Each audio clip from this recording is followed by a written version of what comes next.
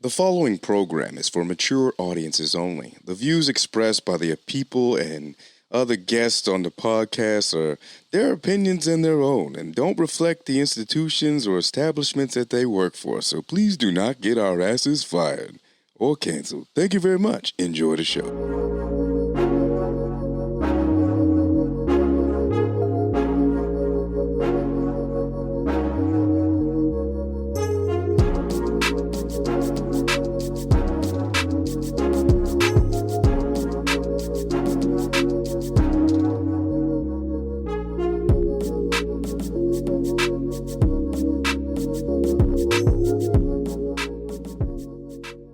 What's up, Glad Gang?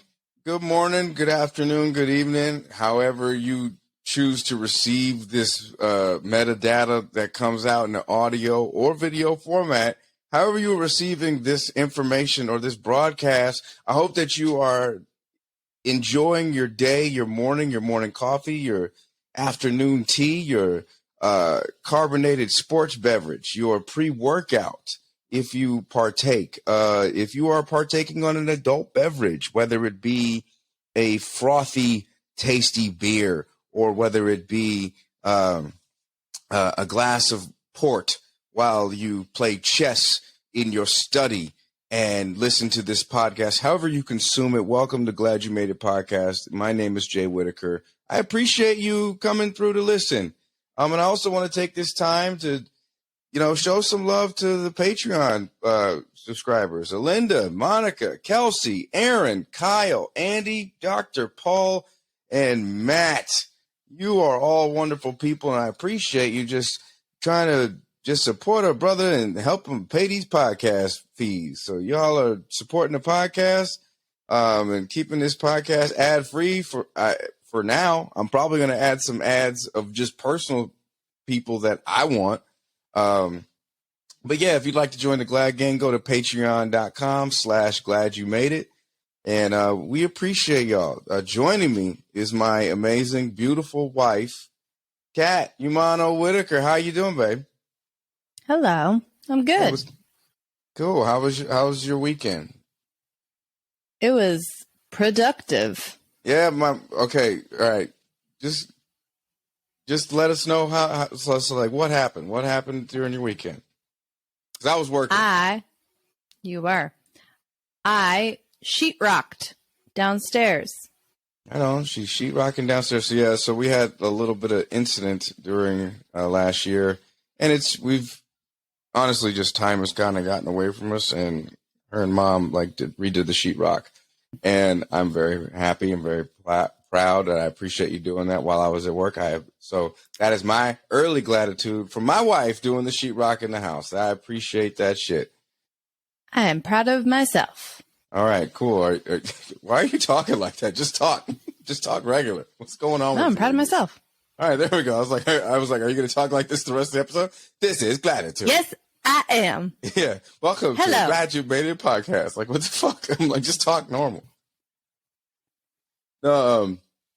So yeah, we just been chilling. I'll tell you right now, we got a killer episode for y'all today. Holy shit.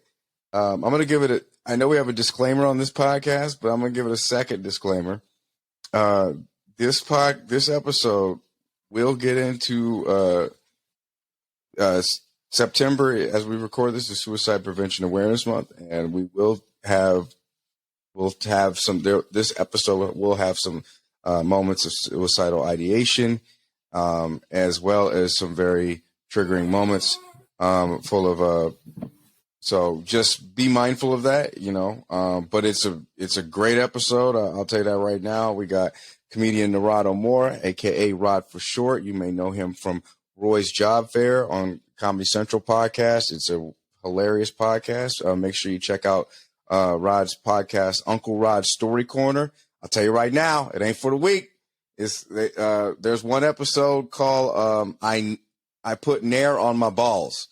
And or I think that's the episode title is like I put Nair on my balls. I have not done that, and I don't plan to. I don't think you're supposed to, but doesn't mean you can't. Yeah, I'm not saying you can, but I would prefer anyone not. So, um, we've been consuming. It's been a good TV week for us. We've been consuming. Game of Thrones is back, and we are thoroughly enjoying it. Um, Oh, it got good this week. yeah, it got Got nasty, weird, but it got Yeah, good. yeah, like I was just like, oh, this shit is gross, but cool. Good for We back. yeah, like yeah, I know, like that's exactly. Oh, is like yeah, that's what It's you know. getting gross again. We back. Yeah, baby. Let me turn. Hold on, your level's like loud as shit. I don't know what's going on, but we'll fix that in post. Probably not, but whatever. Um, Turn your gain down just a little bit. Yeah, we're keeping this in the episode. All right, but who's your favorite character right now, Game of Thrones wise? I gotta ask. Ooh, that's tough. Because I know. Well, my personal favorite, well, I'll give you because I just kind of sprang that question on you. Like my personal favorite right now is Rhaenyra. A lot of people don't like, but honestly, I got to give it to Kristen Cole. Like I like this dude, and I'm not going to spoil it, but I just like this dude. He's an outsider, and he's just doing the best he can do to fit in, and good for him. I'll just say that, good for him. yeah, You like? I do really like Rhaenyra a lot. She's Okay. she has a very interesting storyline, but I think the king is also fascinating. Was it Viserys? Yeah, His name? yeah. He's No, also in a very interesting position right now in his life. So that's been poor cool. guy. Yeah, like I feel for like there are times where I'm like I want to be in charge, but then I don't. So if you're listening and you hear that moaning in the background, that's our dog Wilson. I know. Sorry. No. Pick him up. Just let it. Like for those who are watching, you will get to see this. We put the episodes on YouTube if you'd like to consume them that way. See, but yeah, Wilson had an oatmeal bath Moments ago. Yeah, moments ago. Yeah, this dog is getting like better treatment than we treat ourselves. He had an oatmeal bath because he got like some sort of rash situation, so we decided to give him an oatmeal bath. We played some Enya for him, and then we charged him $100 an hour. And then he walked out. He walked out on us. He ran out on us. He didn't even tip us. No, you beat me to it. No tip. No tip. It's all good. So let's see. What else do I want to get into? That's right. I got shows coming up as we record this. I got shows. I'll be at Nick's Comedy Stop this weekend in Boston. Come through, see me. And then the weekend after, I will be at Wise Guys Ogden Friday and Saturday. That is the 22nd and 23rd, I believe, probably. FanX weekend. Yeah, and I'll be there for FanX. I'm on a couple panels, but the biggest one that you need to be there for is Geek Show Live. Geek Show Podcast, we haven't done a live panel since 2019. This will be our first time back doing a live panel. It will be filmed. We were, yeah, I won't try to make promises, but I do know it will be filmed. And hopefully this will be a launching board and a stepping stone to get us to other cons. And so if you are in the area, come check us out there. Wise Guys Ogden, shit. I have to admit right now, babe, I'll be honest with you. I'm pretty damn happy with some things. We were watching the footage, some of the footage from the special that I did a couple of weeks ago. It was pretty cool. It was. I'm very proud of you. Thank you. I appreciate that. I mean, your support means a lot. It does. So we'll keep all this mushy shit and inspirational feel good stuff out of the episode, and we'll move on to let's get some gratitude going. We'll take a quick break and then get into some gratitude. We'll be right back.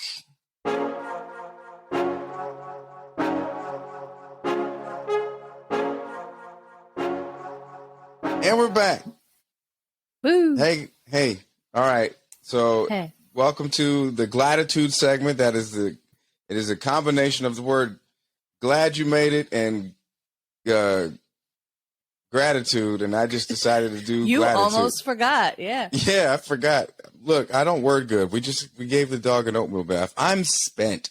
So this is where Kat hits us with some pretty silly news or good news, some feel good news to keep us going in this world full of despair. What you got? So you'd be surprised how hard it is to find stories that are just silly. I'm not surprised at all. This is doom and gloom, Armageddon, climate change is real, whatever. Like, yeah, I did see a story. Well, I'll let you drive. You go ahead, Ben. Okay. I did have to try to decide. There was one about the corn kid, but I decided to pass on that because he is more than getting his shine right now. So if we don't mention the corn kid, then he'll be fine. Anyway, so first story is headline: Iowa town asks, "Where did we put our time capsule?" So the small northwest Iowa city of Sheldon planned to make the opening of a time capsule one of the centerpiece events of its 150th anniversary this weekend, but it ran into a slight problem. No one is sure where the time capsule is buried.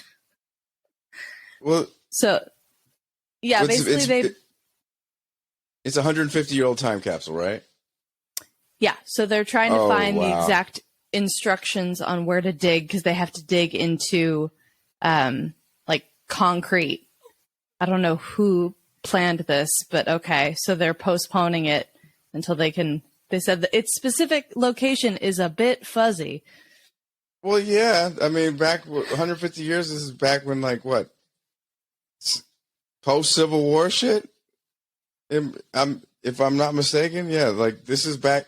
They hid the place back in. They hid this time capsule back when Game of Thrones was happening. You know, this is baby. Trust me, Game of Thrones is real. 1872. So, yeah, this is what was going on in 1870. I'm gonna look this shit up. So they lost it. This is in Iowa. Mm-hmm. Okay. Sheldon, Iowa. What the? Who was even in Iowa besides indigenous people that probably got ran out because that story. Let's see what was going on. I'm looking at this. There was the New Zealand Wars that was going on. A lot of wars going on back in 1872. They had nothing else to do. The Met opened in New York City. Okay, that's cool. Yellowstone National Park became a thing. Okay, all right. So let's see. Wait a minute. A great solar flare happened. Wow. Okay. February 13th of 1872, Mardi Gras happened for the first time. People started showing titties and getting beads in 1872. That's right. Those great post-Civil War tits. And, the Reconstruction era. Some President Grant Amnesty Act titties. Yeah, give me those beads and a sarsaparilla or whatever. Let's see. What else happened? Oh, women's suffrage. American suffragist or suffragette. That's one of your favorite words. No, it's not. Shut up. You suffragettes. Shut up. In defiance of the law, American suffragette Susan B. Anthony votes for the first time in 1872. All right. Okay. All right. That's kind of a big deal. All right. Great Boston Fire of 1872. Excellent. A large fire begins to burn on. No, that's not, baby. It destroyed like 65 acres of the city. It's sarcasm. Oh, okay. All right. Well, yeah, but this is the reason why they probably don't have a grid system in fucking Boston. Jesus. Let's see. The Met police strike. A lot of things. Let's see. A lot of things happened. Quite the year. That's why they couldn't remember where they buried this goddamn time capsule. There's just too many current events to keep up with. Holy shit. The first FIFA soccer match happened in 1872. Wow. Another pharmacy, a big pharmacy, Big Pharma started in 1872. 1872 was a pretty big year. the Reconstruction era. Good for them. They didn't know what the hell they were doing by then. They were flying from the seat of their pants. Well, shout out to Iowa for not knowing what the hell they're doing. You know, I mean, but really, let's look up Sheldon, Iowa, and get, like, no disrespect to Sheldon, Iowa, like, this is our first time. This is anyone's first time. Oh my God, no wonder.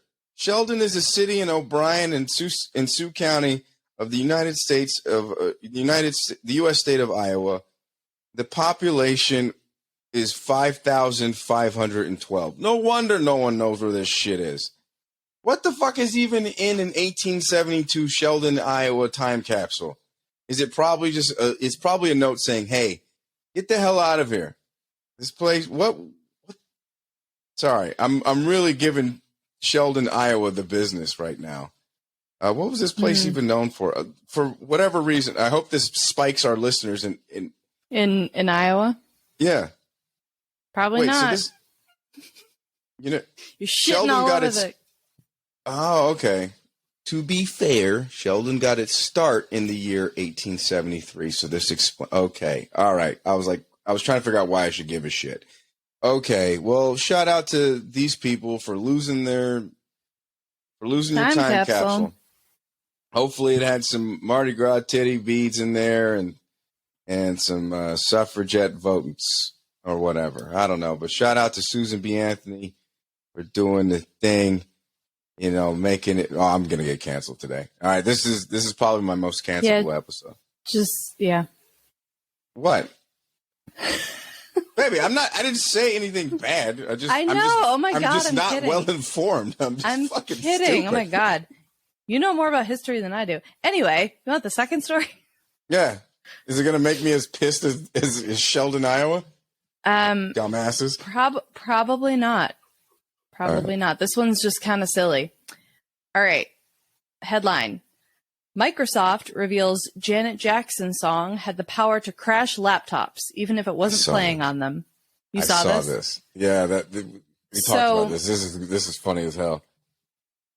Yeah, and it's so an investigation into the mysterious system failures found that playing the music video didn't just crash the laptop it was on, but it also caused laptops nearby to fail. So, is it Rhythm Nation? Long story short, it is Rhythm Nation. Yeah. So basically, there was this specific manufacturer, it doesn't say, of laptops that when they would play the Rhythm Nation music video, award-winning Rhythm Nation music video, it would cause that laptop and the laptops around it to crash. And I guess what happened was, it was the song contained a frequency that, what is it? It contained. It's the same idea of like an opera singer singing at a certain tone and shattering breaking a glass, or a brown note in South Park that makes you poop your pants. Yeah, whatever. It's the same difference. Yeah. So Janet Jackson was ruining computers. I love it. Shout out to Janet. Rhythm Nation, easily one of her greatest projects. I'm still in love with the Velvet Rope. If you don't have Janet Jackson's Velvet Rope album in your life, get it in your life. It is so damn good. It is timeless. And then I know you like that one song. It's all for you. That's you just like that part. Yeah. But yeah, I turned it off after the no, you should let it keep going. That's a bop. I'm kidding. Everyone all right, everyone's mission.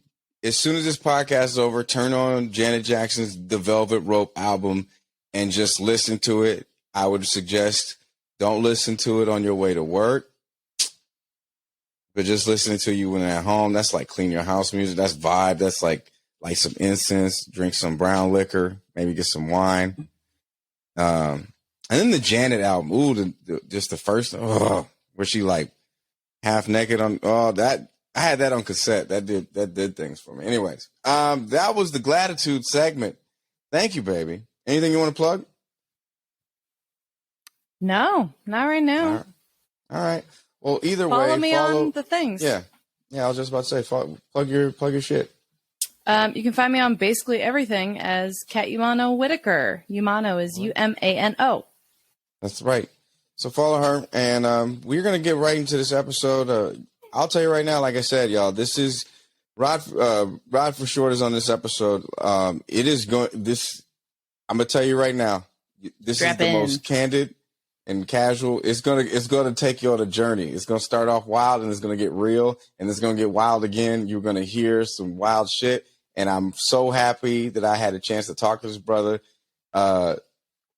Like listen to the podcast, but also the whole time, if you're watching if you watch the show, he's in the back just smoking a square. He's just talking to me in his gaming chair, his little Skyrim chair, and smoking a square while he talks to me. And I really, really appreciated this brother just for coming by on the podcast. It was so nice to hear his story, so nice to hear his perspective. He is forever the contrarian. He's a great comedian, ladies and gentlemen. And to everybody who enjoys podcasts, everybody across the world, please to enjoy Narado Moore, a.k.a. Rod for short.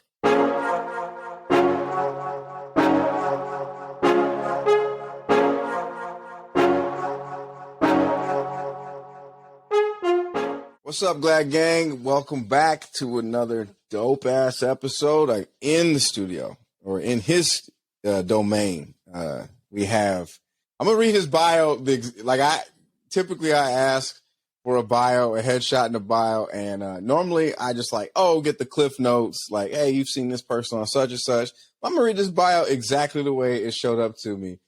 Narado, Rod for short, Moore, is a comedian from Birmingham, Alabama that was adopted into the Nashville, Tennessee comedy scene. He is the host of Uncle Rod's Story Corner podcast and co-host of Roy Wood Jr.'s Roy's Job Fair podcast, a classic triple threat, performer, whiskey drinker, Skyrim expert.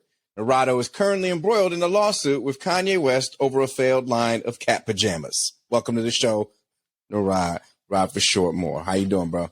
What's going on? Now, as an addendum to that, I was asked if there was anything I didn't want to talk about, and I got to say the only thing on that list is that lawsuit. I can't really speak on that too much. Yeah, no, it's all good. I don't snitch. You know what I mean? So I want to respect. I want to respect your time, your paralegal, your lawyer team. And good luck on your case. In the cat pajamas. I appreciate that.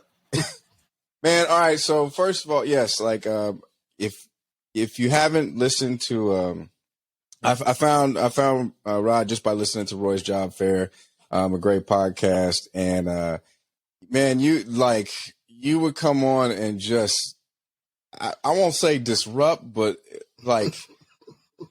when you cooking and you need that extra seasoning of just that real shit, that's what you come and bring to the table. And I mean, now you showing it used to be like a segment where you just kind of showed up. Now you're just showing up for the full episodes, correct? It seems like you're arriving more early. Yeah, I'm jumping in and out, man, on a few more things. Yeah, and so clearly you've been around. You've been doing comedy a little over 10 years, correct? Yeah, man. Yeah, so since 2009, Alabama. Exactly 13 years now. Damn. And so now you're in Nashville.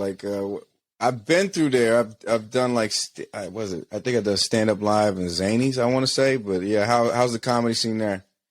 Oh, it's great. It's a good time, man. It's a wonderful thing. And I moved to Nashville in 2014, man, and it's been a party ever since. So is Tennessee, is Nashville like the real South? Like what's considered the real? Everybody always say like what? Alabama, Mississippi, Florida, Georgia. That's like the real South. Yeah, Tennessee is definitely the real South. The birthplace of the KKK is in Tennessee. I've had to say that I think that would qualify. Before. It happened on Twitter one time a couple years ago when people were having that dumbass conversation they like to have.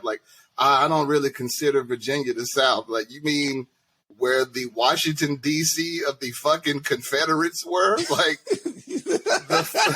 The fucking capital of the Confederate States of America was in Virginia. I don't think you get more southern than that. Right. And the same with Tennessee. I don't really consider Tennessee the South. You mean Pulaski, Tennessee is the birthplace of the KKK. I think that qualifies as Southern as shit. So, which leads me to my immediate follow-up question: how are you safe-wise? Are you safe? you doing okay to take care of yourself? I'm very safe. The best way to describe Nashville is like the white Atlanta. Yeah. That might be perfect. Yeah, that might be perfect. That's how I like to describe it for people. It's just white people's Atlanta. Like, that's where white people from all over the country, that's the cool white city right now. So white people from all across the country moved to Nashville. Yeah. No, I wasn't in Nashville, but I was outside of Knoxville at McGee Tyson, down in Alcove, Maryville, all that stuff. You know what I mean? So I had a chance to. I was there. I showed up around like Juneteenth. Went to the whole Smoky Mountains and watched the fireflies synchronize. I was doing a lot of activity. I didn't know that was a thing. And have you ever done that? Nah, I've never done no shit like that. That's so there were the people that I was there with. One person in particular. I'm eventually get her on the episode. She's a great photographer, and she was like, "Yeah, I'm gonna go up to see the fireflies synchronize at the Smoky Mountains." I was like, "What the fuck are you even saying to me?" But apparently, that's where people come through and they pay all this money to go up into the forest in the middle of the night with all the lions, tigers, and bears and wolves and shit, and see fireflies basically smash. It's pretty. Yeah. I ain't even gonna hold you. Like, that should be cool. I mean, I'm sure it is. I bet it was, but like, I'm the type of person that has enough interest to not be stuck with doing some shit like that. Like, like, there's enough shit to get into to be like, what the most exciting thing I think I could do today is go watch fireflies fuck. Like, I'm good. All right. I mean, is my internet not working no more? Like, why the fuck am I gonna go do some shit like that? Listen, look, there wasn't a lot to do. I was only there for 4 days. I didn't have a lot of time. Okay. So I didn't know you back then. I would have known. I would have driven like a couple hours and met up, and then whatever. You could have shown. I mean, you were in Knoxville. I get it. Ain't nothing in Knoxville but the University of Tennessee. So I understand. Yeah. So you could take me to White Atlanta or whatever. Yeah, but the South is pretty safe. Like, most people base their opinion on the South on the historical records of the racism and whatnot from back in the day. But like, I've been in the South my entire life. I ain't never been called a nigga by a white person. I ain't never had no problems with white people or running from lynchings and shit. Like, like, even like when you watch the news and you see all these, somebody's been killed for being black, like, that shit don't be happening in the South. Like, so, it's a reputation thing. I won't say that I'm bothered by it on a personal note, but a lot of people need to realize that, like, the South it's not what you There's assholes everywhere. Exactly. Yeah, like, racism is an American institution. It's not a Southern thing. Right.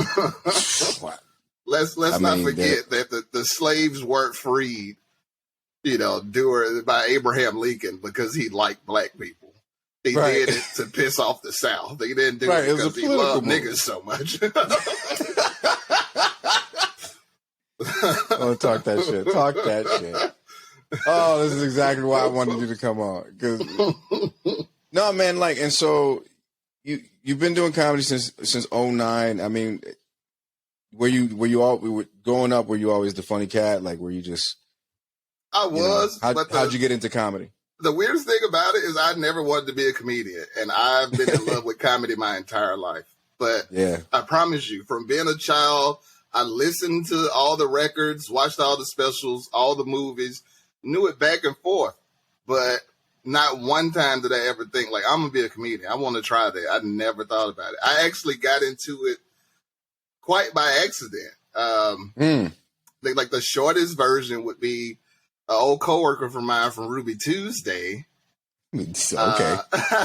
Ran into him one day in February 2009. I was on a Valentine's Day date at an Olive Garden. and just ran into my man Zach, and he told me he had started doing comedy and told me about the mic he went to. Just so happened, about a month later, I hooked back up with my old best friend from high school. Hadn't really talked to him since high school, but I knew he had been doing comedy, but he got out by the time we met back up. And he just happened to tell me, he was like, I've been thinking about getting into it again, but I don't know where to go in Birmingham to do it. And I was like, I know about an open mic. We'll go down there. And I took him down there, and Zach was there, and they told me I should get on stage. And I was like, I'll write something and come back and try it next week. I went back the next week and killed, and I've been doing it ever since, man. Hell yeah, that's usually how it goes. It's just like when you don't expect to go. I snuck my way onto a mic. I was like, hey, because I watched like 3 people bomb. Because I was like you. I went to kind of go check it out. You know, I always kind of wanted to do it, but then I watched 3 people bomb in a row, and I was like, let me just try this and just see, like, and I just kind of riffed. I didn't kill, but I did good enough. You know what I mean? Most people don't, man. Like my situation was an anomaly. Like your favorite, most well-known, biggest, best comedian of all time will tell you 9 times out of 10, their story is, I ate absolute shit on stage the first time. Like most people don't. I was happy enough to do adequate. Yeah. And watching people bomb is a great confidence booster. That's why that's the advice I always give people. Like, don't bring a bunch of people. Don't bring friends. Don't tell people. Just go to the show, watch it for like 3 weeks. And a lot of people get their confidence. They're scared to go up because they don't want to look bad. And then they're like, oh man, everybody here is doing terrible. I can do this shit. Right. And see, like, that to me, so many people need to hear that, because I just say, like, once you just go and because you're so worried about, is this joke 30 seconds or am I going to go over time? Figure out, like, listen to how people sound first and, like, find your own voice. And then especially don't bring your friends. I mean, bring your friends when you start doing well and you want to get the attention of the bookers. That's always important. But, you know, have them show up when you have at least maybe 5-10 minutes, you know. Yeah, don't put that pressure on yourself. Yeah, that will keep you from ever coming back. You bring 9 people with you, and they see you eat shit, and then they just crack it on you the rest of your relationship. You're like, I'm never going back to do comedy. Yeah, that's a long day at work. Absolutely. Yeah, there was a show like that for me where I was like, I brought way too many people. I was confident too. So what I used to do, so my favorite color is purple, and so I would have people wear purple when they come to see me. This is like, bro, I ain't maybe doing comedy like 3 months. Like a student. Tell me why college sports event. All the people in the purple, they were me. They're my fans. Yeah. Man, tell me why I had 30 disappointed ass people in purple watching me bomb. Half of them worked with me. They came the next day. They're like, "Oh, we got a babysitter for this shit." Oh man, sad, pain. Oh, bro, I ain't tell nobody. I was doing the first night I did comedy. I was at my girlfriend's crib, and I told her, I was like, I got something to go do tonight.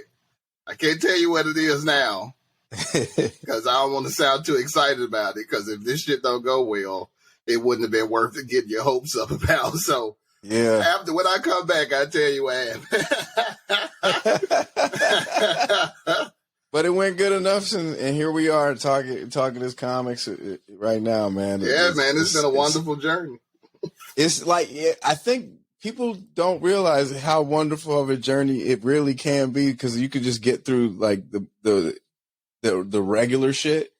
It make, like, when I have issues happen. Like, do you find yourself where you have issues happen, or you have to deal with like some pain, and then you're like, "Oh, this is gonna be fire when I work through this"? You know what? I don't really write personal jokes like that.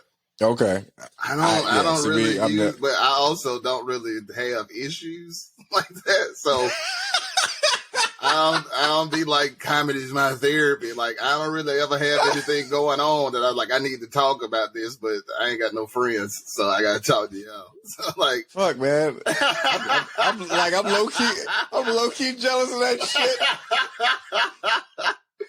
my black ass was alone for 15 years in Utah. I mean, listen, I understand. That's a bad spot. I mean, I've been to Utah. You know, like Salt Lake City is beautiful. It's one of the most beautiful cities you could ever see. Utah is one of the most gorgeous states in this union.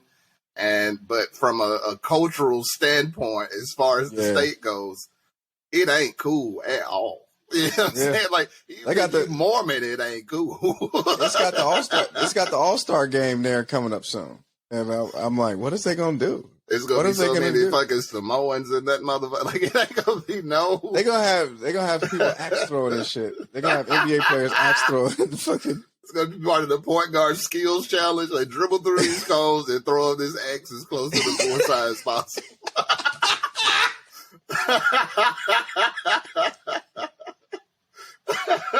Oh, we're gonna take a quick short commercial break for Lululemon. The jerseys by Lululemon and shit. Yeah, Salt Lake City. Man. That was the first airport I was in years ago. They had a smoking section. I fell in love with it. Apparently, the dude that owned the airport was like, as long as it's my airport, you can smoke in this motherfucker. So they had like the glass rooms where you could go in there. I remember that. I remember the old school airport. Yep. I remember that the old school version of the airport, and every now and then there'd be somebody firing up and firing up some loud. I was like, oh, every now and then. But yeah, they remodeled the airport now. It's way different, you know. But you know, it's a good. It was like a cool comedy scene to develop. You know, there's only a few clubs, and so yeah, like Nashville, and I imagine Birmingham. How's the club? Like, how are the club scenes? Small. The club scene is large. Like the Stardome is the comedy club in Birmingham. It's like the largest. It's like the largest comedy club in the world. Like the Stardome. You know, most comedy clubs seat like 200 people. It's like that's a big comedy club. The Stardome is like 450. You know, it's humongous. The scene in Nashville is great with the comedy club because they work a lot within the system.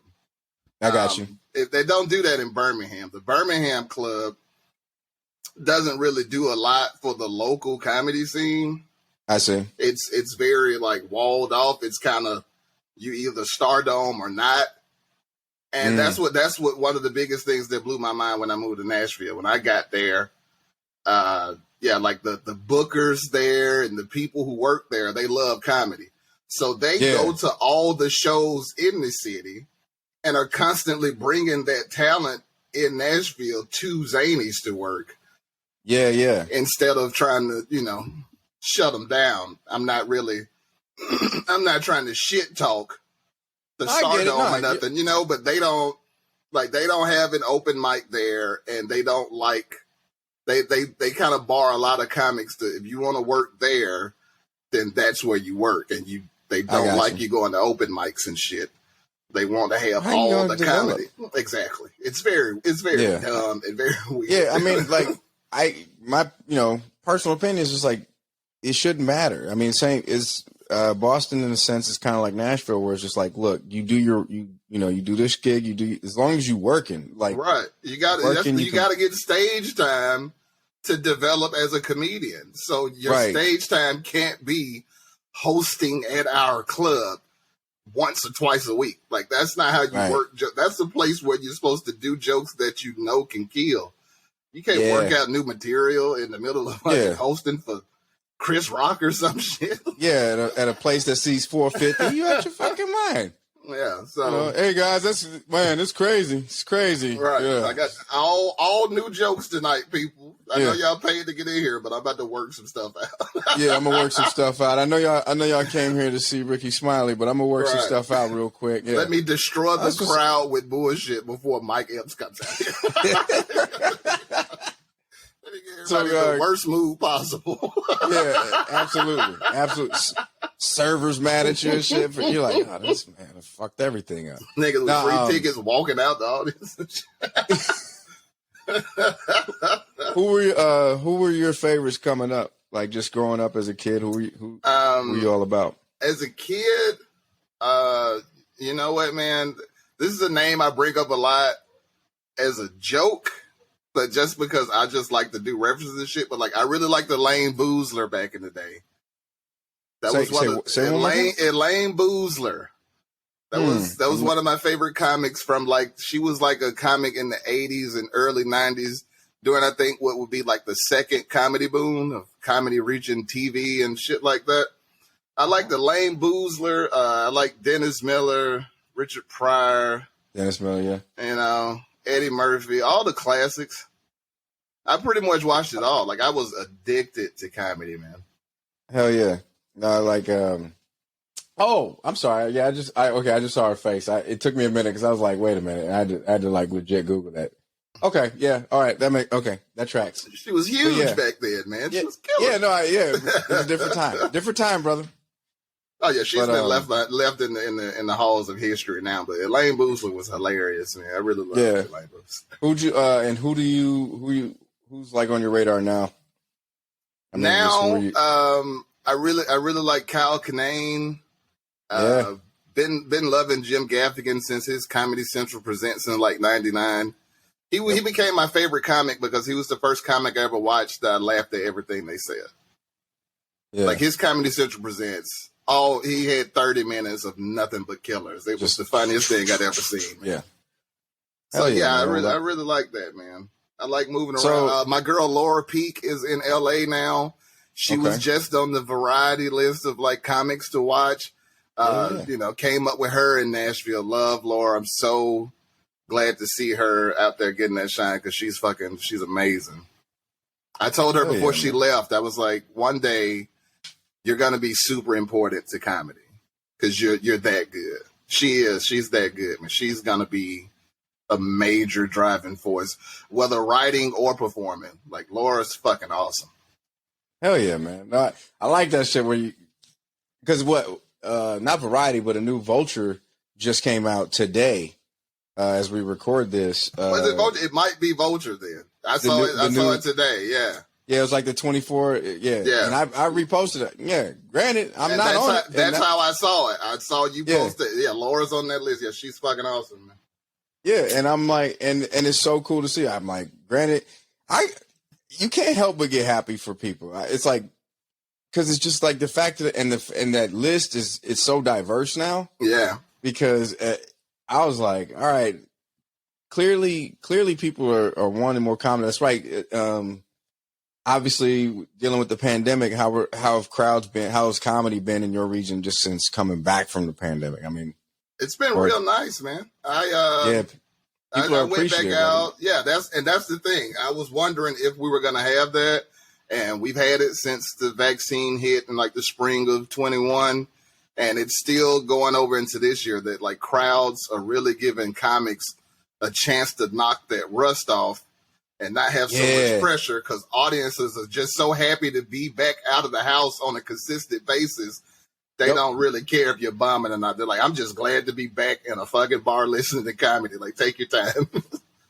Yeah, no, it is true. Cause there was like the early part of this year, I was knocking off some serious rust. I was like, what the fuck is wrong with me? And like, and in Boston, you kind of have to bring it, but they were like, nah, man, just do your thing. Just do your thing. And so like, I'm grateful. Like, that's a true testament because Boston is tough. So if they're giving you a chance, people are happy to be at the house because they booed the Pope in Boston, you know? Like, you would get booed in Boston, nigga. What's your worst bomb? Worst bomb ever? Oh, man. My worst bomb ever. Or favorite bomb, because there's a difference. Oh, my favorite bomb is the worst show I've ever been a part of. It was insane. So the show was at this it was kind of like this nightclub / lounge. Tiny lounge too, called Steel First and 23rd. Shout out to Steel. That was our like Thursday night spot. So so you've been doing comedy long enough to understand that like hosting is harder than being just the talent, you know? Talk to them. Please explain for those. Hosting is so hard. It's so much harder than just somebody calling your name, you go on those stage and walking off. Hosting is hard as fuck. So only a seasoned comedian should be hosting, and definitely only a seasoned comedian should be putting shows on. Now, yes, one of the weirdest things about comedy is that it's the most accessible art form on the planet, but it's also the most mysterious art form in that only if you do comedy do you understand how comedy works. If people who love comedy but aren't comedians, they don't know how it works. That's the reason why when you tell your friends and family, I'm doing comedy now, and you've been doing it for a week, and they're just like, so when you going to be on Saturday Night Live? It's like, I can't, it's not a job. It's not a job. I don't just send the tape in to the Tonight Show like, hey, I do comedy now. But you're not on Indeed.com and shit. Right. That's not how it works. So a good friend of mine, man, my man Terry T. Shout out to Terry. Terry had done one open mic, right? Yeah. And then somebody from his hood found out he was doing comedy, and they just gave the nigga a show. You know how people are. Like I said, people don't know how it works. So they just, oh, you do comedy? Yeah. Cool. Put together a comedy show for me. So this dude who has done one open mic, Terry's been doing comedy for 2 weeks. He's performed once. No. Somebody gave him the keys to the fucking kingdom. They said, here's my venue. Book the show, host the show. He's done comedy one time. He should barely be going to a second open mic with that much experience, let alone booking a show and hosting. So Terry puts the word out through the comedy scene, and he hits me up. He's like, hey, I'm Terry T. I got your name. I was asking about comics for the show. I got your name. I was like, bet, I'll be there. We get the steal. It's a Sunday afternoon, first of all. Nobody does comedy when the sun is out. This show starts at 3 p.m. Oh, no. Oh. We show up to the spot. No. Sun blazing. It's like summertime, too. The sun is blazing in the sky. And I knew the show was going to be bad when a car pulled up and a nigga got out the back seat and came into the venue. He was wearing crispy white Air Force Ones, crispy white Dickies shorts, a crispy all-white fitted, and no fucking shirt. I love it. No shirt. I love us. No shirt. I love our culture. Love us. Your listeners might not understand, but Terry's from Bessemer. Bessemer is like this small town next to Birmingham, almost like a suburb, and his hood is all fucks. Okay. So it's just a bunch of Bessemer motherfuckers at the show. A nigga came to a fucking public venue for an indoor event with no shirt on. But crisp. Crisp. White shorts, white shoes, white hat. All brand new. Like, that's an outfit. This nigga put together an outfit that didn't have a shirt. Do you know what kind of mind you are working with? When a nigga lays an outfit out that ain't got no shirt attached to it. That's an NBA. That's a 2K outfit, bro. I try to preach to white people what they're getting themselves into and what to look out for in certain places. And one of the things I tell them is that if you go to a public place and you see a nigga without a shirt on, but the rest of his outfit is put together, you get back in the car and leave, okay? He is there strictly for the bullshit. You know what I mean? Nigga hanging out with no shirt on is up to absolutely no good. He don't mean nobody. Everything is going to be a misunderstanding. Everything is a misunderstanding to a topless nigga. It don't matter what it is. You could want to ask that nigga, what time is it? Excuse me, sir. Do you know what time it is? And he going to go off. He going to get real defensive. Like, why the fuck you asking me what time it is? I don't even know you like that, my nigga. First off, back the fuck up. It's like, bro, I just asked what time it is. Like, that ain't a prelude to a robbery, my nigga. Like, it's 800 people standing out here. Stay away from shirtless niggas. So that dude gets out of the car at that show. I'm like, hey, this gonna be some bullshit. Sure enough. So still doesn't have a stage. The only raised area in there is considered the VIP area. So it's covered in couches. No. So our stage is this floor-to-ceiling window. That's where they put the mic stand. And it's about, inside of the frame, it's about, I would say it's about 4 inches deep and about 8 inches wide. So, and it's about 1 inch up. So that's the stage, standing in a fucking window frame. That's the stage. Again, still is just a lounge. So there's no overhead lighting to light the stage. Our spotlight / stage lighting was a fucking floor lamp from somebody's living room that they took the fucking lampshade off of. That's the stage light. Stage is a windowsill. Stage light is a fucking floor lamp. Oh, come on, man. I'm doing the show. There's these 2 older women sitting right next to the stage. They both look like they had to be in their 50s. Okay. Every time I drop a punchline, I have to wait to move on to the next joke, because not holding for the applause, but holding because one of those women is explaining the joke to the woman sitting next to her. I mean, literally after every joke, she breaks down what I meant in the fucking setup, breaks down the punchline. Now, to her credit, she did laugh once it was explained to her. Okay. She did this. I was on stage like 12 minutes. So let's say I told 8 jokes. After every joke, I had to wait for her to explain it to her friend so she could laugh. Yeah, it was straight up. It was like I was doing comedy at the UN or some shit. Yeah, straight up joke interpreter, man. That's my favorite bombing awful show situation. That's the worst show I ever did, and that's the favorite time I ever felt like I bombed or was in a bad show. That's the worst show I've ever been a part of. Did you get paid on time? We got paid. We did get paid. But even Terry knew. He knew how bad the show was. He was apologizing the entire show. And for about 2 months after that, anytime you saw him, he would apologize for this show. And if you bring it up now, he will still apologize for this show today. That might be. So, did anybody engage with Crispy White? No, I put the word out to all the non-blacks in there not to engage with that, man. I'm not joking, dog. I'm out here trying to save non-black people from themselves. They don't know no better. I try to hit white people. That one time I had to usher some white people out the front door at a Church's Chicken because they didn't know a big fight was about to break out. Oh, yeah. But I saw some dude at the counter turn to another dude. He was like, hold up, homeboy, I ain't with that fuck shit. I grabbed the white people like, we got to go. We got to go. Bro, the moment you I said, we got to go. Oh, God. As soon as you said that, I ain't with that fuck shit, I knew. And churches are small. The second you hit.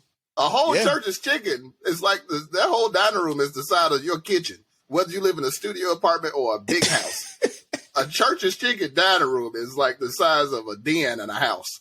So if them niggas was going to get the squabbing, it was going to be mad. I mean, the white people just standing there like, oh, I hope nothing happens. I was like, man, we got to get the fuck out. You didn't hear. Y'all don't know what he just said, but they about to go. It's about to go down. We got to go outside. So to educate anybody listening, not with that fuck shit. Yeah. If you ever in a place and you hear a black dude scream out, I ain't with that fuck shit, leave.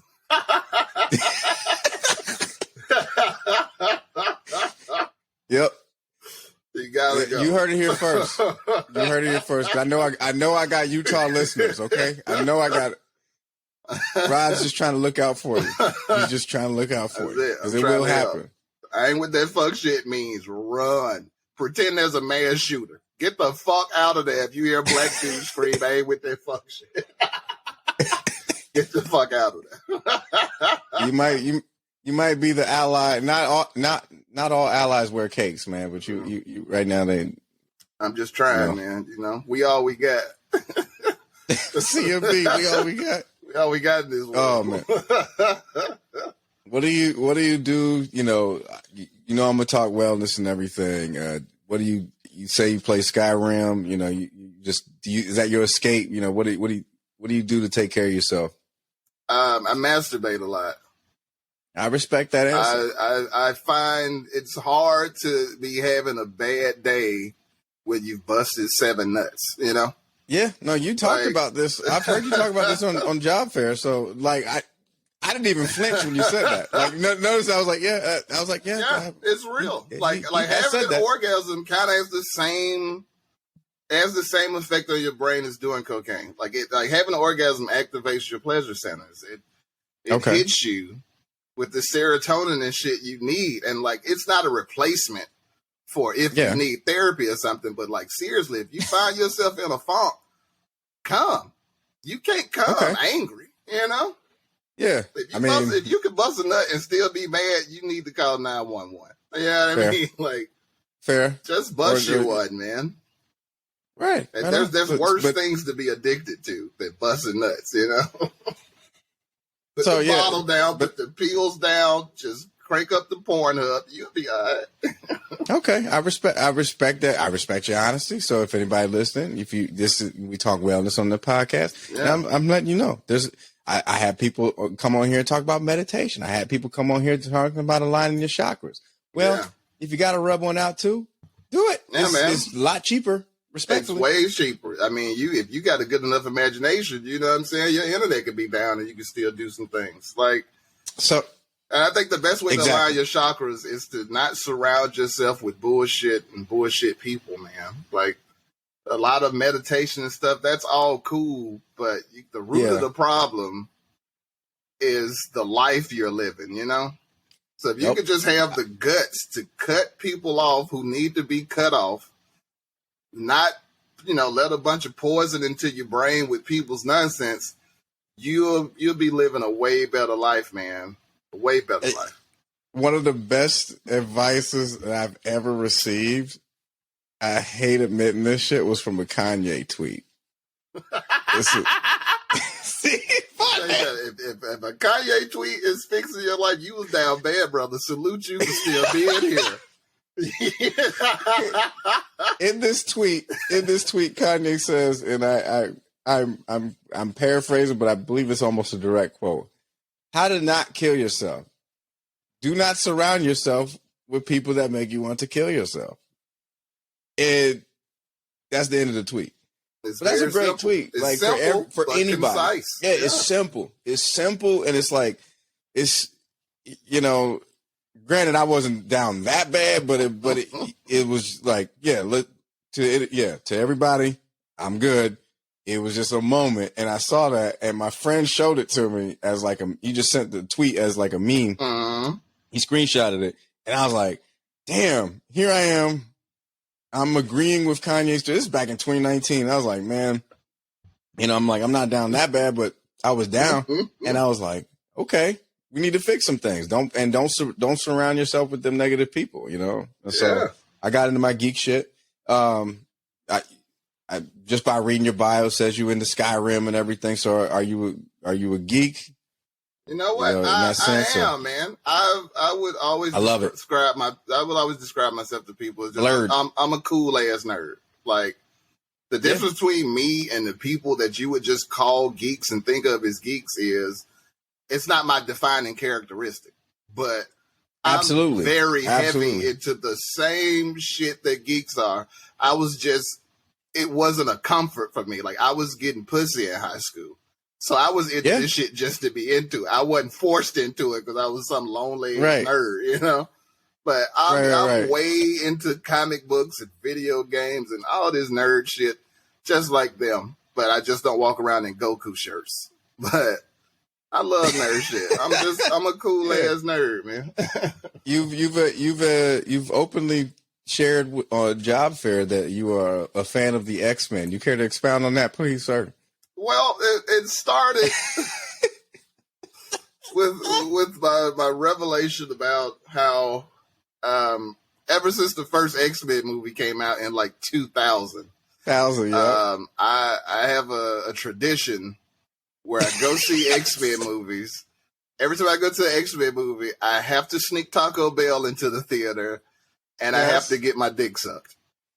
Because when I went to see X-Men... That sounds like a Baja Blast to me. I mean, real talk. You know what I'm talking about? Like, and it's because when I went to see the first X-Men movie, I went by myself, just bored, nothing else to do. It's like, I'm going to go to the movies because, I'm like a cinephile. I love film and television. So went to the movies by myself, and, snuck me a Nachos Bel Grande and some things in there with me. And this young lady sat down next to me, and we just got to chatting, talking about the movie and comics. And the next thing you know, my fucking head was in my lap. And I was like, yeah. So ever since then, I can't watch an X-Men movie in the theater without Taco Bell and some Dome. Got to have it. I got to have blast for sure. Yeah, that is good. Hey, you know what? That's the love story. That movie needs to be made. You know what I mean? Yeah. I don't remember her, man. Like, I remember how she looked, but we didn't exchange numbers or nothing. It was just a moment. Saw each other again. Just a moment. Just ships passing in the night. Just a beautiful human moment, a great human and sexual experience that was great. Yeah. Okay, let's, if you don't mind expanding on just like how, like, sexuality is a spectrum in my personal opinion. Mm-hmm. I mean, like, and just being up for the moment. How do you, like, to anybody that wants to experience? Yeah, repress. Just like, yeah. How do you just flip on go? Honestly, man, it's sort of the same way that you go skydiving and things like that. Like, you just gotta get to the edge and fucking jump. Like the biggest thing about like 10 years ago, there was a huge like "don't judge me" movement. Yeah, Those people had it backwards. Like, people are always going to judge you. The way you're not affected by people judging you isn't by people not judging you. It's by not giving a fuck that people are judging you. Like, you can't stop people from judging you. You just have to not care that they're judging you. And so that's it, man. You just got to take that leap, because there's going to be so many limitations put on you, especially in America. We were founded by Puritans. This is a Puritan society. No, I live in Plymouth, Massachusetts. I know. You right. You know what I'm saying? You right there. Bro, Plymouth Rock is 5 minutes from the house. Yeah, like, so you just got to do it, man. You just have to find a group of people in which you can feel comfortable expressing yourself like that and know that it's going to be okay. And then, you just got to do it. Well, I mean, and honestly, that's why it's like, it makes me really happy to hear you say that, just because, like, there have been many times that, I'm like I said, I'm a fan of the show, and I listen to, you on your podcast Story Corner, and then Uncle Rod's Story Corner, and then with Roy's Job Fair. You're open and honest. You're very transparent, and like, coming from me, a black man in the military, where I can't. I wish I could wear my hair like yours. You know what I'm saying? Like, I'm like, bro, like, once I retire, man, who knows? Like, I haven't had that freedom to, like, express that freedom of expression. So when I hear you, you and JG kind of go back and forth every now and then. But I mean, like, just like, I just be sitting there kind of like rooting for you, because you're forever the contrary, and where you're always just like, nah, why not? You know what I mean? Yeah. Like, that, to me, I always admire that about you, and just the way you kind of approach things. So, like, it's refreshing to hear you say that. So that's all I appreciate that, man. But just get out there, man. Do what you like, as long as you're not hurting anybody. Absolutely. Whatever you want to do should be fine with society, but it won't be. You can't rely on society to give you happiness, because their whole thing is about dictating what makes you happy. So you just got to break those shackles, and just whatever you want to call me is fine. You just got to be comfortable enough with yourself to be by yourself, essentially, because when you make changes like that, the first thing you're going to do is find yourself alone. It's no different than anything that you're trying to get up when you think it's bullshit. Like, if you stop doing crack, then you can't hang out with the crackheads no more. You know what I mean? Like, you're going to lose all those friends. You're going to lose that social circle. You can't just hang out in the crack house and not do crack. Nobody wants that sober person around. So you're going to find yourself by yourself until you find some people who appreciate who you are now. And whether people want to label you a whore or stupid or whatever, like, you just got to say, fuck that. I got to do what makes me happy. Because most people spend their time, especially on the internet, trying their damnness to impress some people who wouldn't let them sleep on their couch for a week if everything fell apart for them. So who cares what those people fucking think? Yeah. Man, dude, appreciate God. Like, were you okay? Because were you always like this, or was there just a moment where it just hit one day where you were just like, I'm just gonna do me? It was a moment that just hit like that, man. Like I was like 16 and fucking suicidal because I was misunderstood within my own household and whatnot, you know. And that's exactly what happened to me, man. I had to break the shackles of my mom and dad so I could be me. Because, you know, most parents forget what it's like to be a child, and they always approach everything from the standpoint of they know better, but only because they're older. And they forget that, like, I can't just apply this shit you talking. Everybody I hang out with is 15, you know? My whole circle, my whole life is what is going on with children.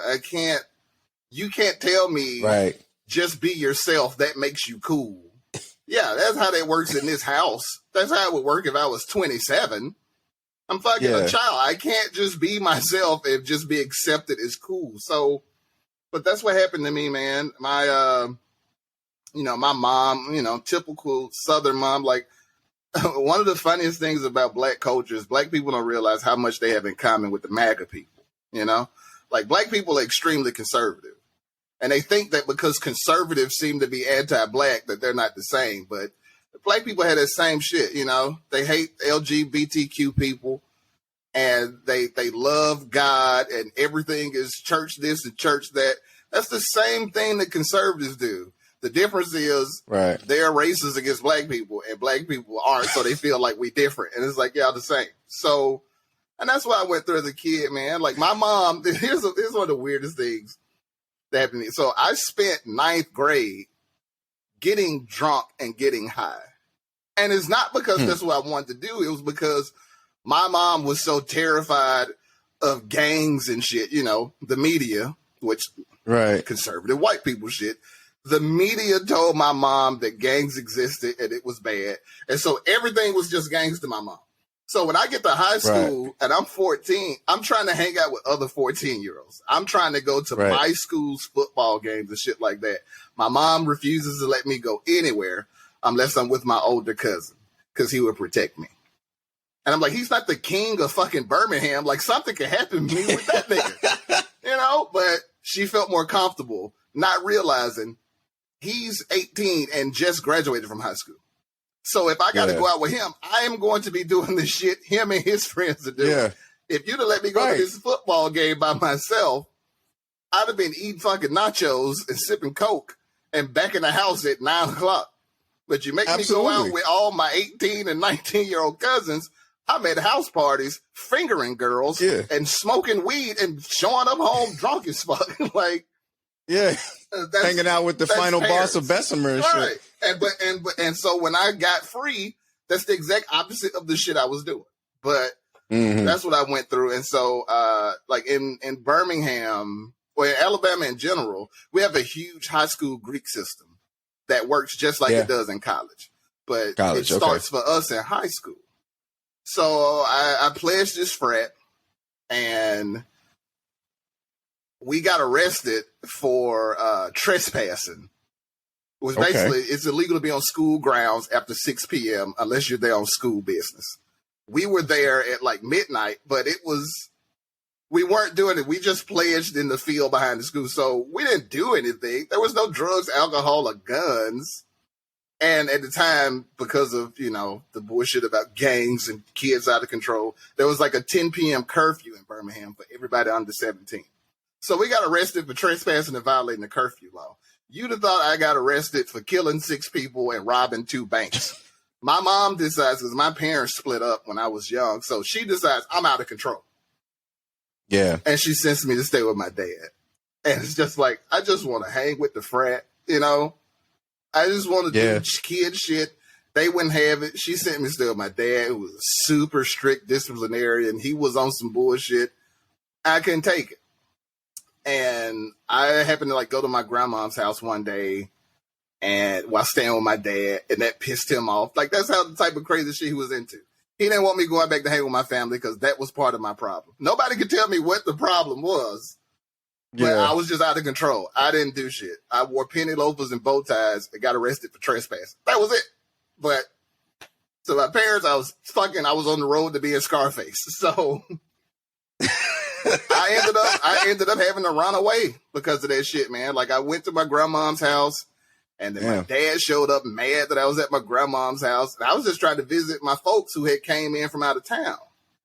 So my dad flipped out, and my mom was taking his side. Of course, the rest of my family was like, fuck that nigga and all that bullshit he talking. And you talking crazy, fuck you too. And I just kind of dipped out in the middle of that argument, man, and had to go see my PO with my parents. And I was like, I just want to live with my grandmas. Like, if you just let me live with my grandmas, everything will be cool. Like, I'm not a problem child. I'm not trying to do nothing crazy, but they have it in their mind that I'm a certain way, so I just can't live with that. Like, I want to kill myself. And I was like, I would like to live with my grandma. And they were like, you can't do that. You have to live with your mom and your dad. And I just told them, I was like, I choose my mom, but I'm telling you right now, like, I won't be alive in a month if I have to live over there. I can't take this shit. And that's how I got free. I went to live with my mom and my stepdad. And when I showed them I was serious about killing myself, I got to live with my grandma. That's exactly how it happened. I was at my mom's house for about 2 weeks after I told them in a month I won't be here if I'm over here. And straight up, I was at the house. I was just like sitting in my room, listening to the radio all day and night, extremely depressed. And I told them I was going to kill myself. You know, I told them, I was like, it's that time. I was like, I can't. In a week. I'm so sorry, man. Yeah, I appreciate it, bro. But yeah, I was like, in a week, I won't be alive. I was like, I'm just telling you right now. Like, I can't. I'm at the breaking point. And I remember, again, black people and their conservative bullshit. They didn't think I had a reason to kill myself. They didn't understand it. They didn't care. All they had was reasons I shouldn't be depressed and wouldn't accept it. And my stepdad told me, he's like, you know where I keep my gun? So if you're going to kill yourself, you got to do it in front of us. And I was like, all right, bet. And so I went and got his gun. And at first, I didn't know this. What he was just like, you know where I keep my gun? I'm sitting there crying and shit in front of him and my mom's. And I went and got his gun. And I sat down at the table and I gave it to him. And he pushed it back to me. And he was like, if you're going to kill yourself, you got to do it in front of us. And I picked that gun up and put it right in my fucking mouth. And they knocked it out of my hand and told me to pack my bags. You can go stay with your grandma. Because I wasn't bullshitting. I was not bullshitting, man. And that's how I broke it. Damn. And I just happened to, like I said, the fraternity I got in high school, shout out to Phi Gamma Rho, it was composed of niggas like me.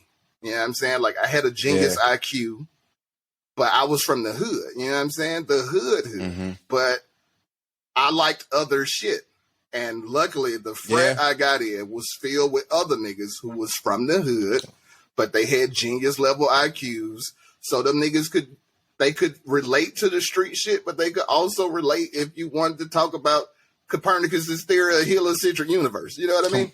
So luckily I hooked up with them, man, and I got to be free. I got to be me, live with my grandma, didn't get into no trouble because I wasn't trying to do no bullshit. And that's the only reason I'm here today, man. So I'm like a true testament of like, just do what you want to do. If it's not hurting anybody, man, whatever people think is weird, whatever the fuck it is, man, just cut the bullshit people out. Because I didn't talk to my dad for like 4 years after that. I stopped talking to my dad. That was like junior year of high school. I didn't talk to my dad again until I was a sophomore in college. And it was my choice. You know what I mean? I completely cut my pops off. And sometimes it's friends, sometimes it's family. But you got to do what it takes. Because your mental health is the most important aspect of health there is. Like, if your head and your heart is fucked up, you're not good to nobody under any circumstances. So, absolutely, sometimes you got to do drastic shit to get your shit together. And like they say, man, protect your fucking peace at all costs, man, because that bleeds into everything in your life. Yeah, a lot of people need to protect your peace because I'm right, dog. I'm seriously, I'm damn near speechless, man. I'm just, I really appreciate you taking the time to share that, because that was a hell of a ride. I didn't know where we was going with this. Yeah, man, absolutely, man. That's it, man. I ain't ashamed. Nobody should feel ashamed. I knew that. Nobody should feel ashamed. We're all human, regardless of how much stronger than most people's others may seem. Everybody's going through the same kind of shit. We just process the shit different, man. That's what the pandemic did to people. A lot of people lost their minds when the pandemic hit, because everything they've been using to distract themselves from their own thoughts was shut down. And they had no choice but to sit in the house and deal with the one person they hated the most, which was themselves. So a lot of people came out of the shit thriving. A lot of people came out worse than they were when they went in because of that. But you got to sit down, figure yourself out, man. And when you do that shit, don't ever let nobody steal that shit from you again. Come on, man. God, like, dog. I was like, I didn't know. I was talking to my wife. I'm like, I'm not really sure what we're gonna get into, because I'm like, I just know him through the podcast. We've never really met. We had a couple interactions on Twitter, but man, like, I always like the way you tell stories, and you've always been unabashedly yourself and unapologetically yourself. And I feel you, man. Whatever it takes to be free. We've got enough that can hold us back, and we can be in this prison of our own mind and a prison of our own heart. And it's like, for me, it's like, whatever it takes for me to just be free of that. Be free of all those mental shackles, bro. Like, I'm like, to quote the brother in Church's Chicken, I ain't with that fuck shit. Not at all, man. Your house, like, when you're alone, man, that's supposed to be your escape. Is being back in your own place. Your friends and your family, your significant other, all that kind of shit is supposed to be your escape. Like, there's enough bullshit outside the four walls of your house, man. You do not need nothing penetrating those walls with bullshit. And that's the way I've always tried to live my life, man, since I had that moment as a kid. It's like, if I'm not at home, I'll deal with all the bullshit the world got. So when I get home, man, I'm done with bullshit. My personal space, my personal life, that shit is going to be filled with nothing but joy. You got to fucking go. Absolutely, man. And brother, other than damn, like, you didn't pretty much said it. Like, I really, really just appreciate you. We gotta wrap it up, but I do, plug anything you want people to check you out on, or where can people find you? You can find me on Facebook, Narado Moore. I'm sure that'll be spelled out in the description. Twitter, Instagram, @Rod for short, ROD, the number 4, SHORT. Check out my podcast, Uncle Rod's Story Corner, and like we said, I'm on Roy's Job Fair. Check that out, man. Yeah, come get some of these yucks. My podcast is for everybody. It is for everybody. And no, man, like, you're doing the damn thing. And I listen, if I ever find myself in Nashville, bro, or you find yourself in Boston, we definitely got to get a whiskey and laugh it up. Yeah, absolutely, man. I'm a big Patriots fan. Sorry, I'm a Raiders dude. I'm not like these bandwagoners. I literally became a Patriots fan when they were the worst team in the league. I became a Patriots fan in '93 when they drafted Drew Bledsoe. Because I was about to say, that's like Ty Law era. They literally had the first pick of the draft. They were officially the worst team in the NFL when I came on board. And it was just because of Drew Bledsoe. He went to Washington State. And I don't know why, but for some reason in the South back then, they were showing a lot of fucking Washington State games. And I fell in love with Drew Bledsoe's game, man. And I followed him to New England. So I've been down. And I'm a Red Sox fan. Okay. So... All right, well, absolutely. Hey, listen, listen. If you ever come my way, we got a guest room, brother. You can come on through, bring it. We got a movie theater nearby. We got a Taco Bell. We got everything you need. I need that Taco Bell. So, I have the controversial opinion of thinking that Taco Bell makes the best Mexican food on the planet. I will stand by that. I've been to Texas. We've had a great podcast. I've been to Texas. I've been to California. I've been to Mexico. I've had 5-star Mexican food truck. Nobody's fucking with Taco Bell's tacos and whatnot. I'm just gonna keep it real. Listen, we had a good podcast. We were almost done. I was letting you. Look, we were doing the fucking victory lap. We were on the victory lap. Roll credits. Executive producer Dick Wolf. Like, we were already almost done. And then you gonna say some controversial shit like this? Are you fucking out of your mind? I'm gonna always be real. Taco Bell's the best Mexican food on the planet. I don't care what anybody got to say. That meat is fake. That meat is fake. And delicious. Okay, fair. All right. Fine. Eventually, well, we know what your mutant power is going to be. But if you ever... All right, man.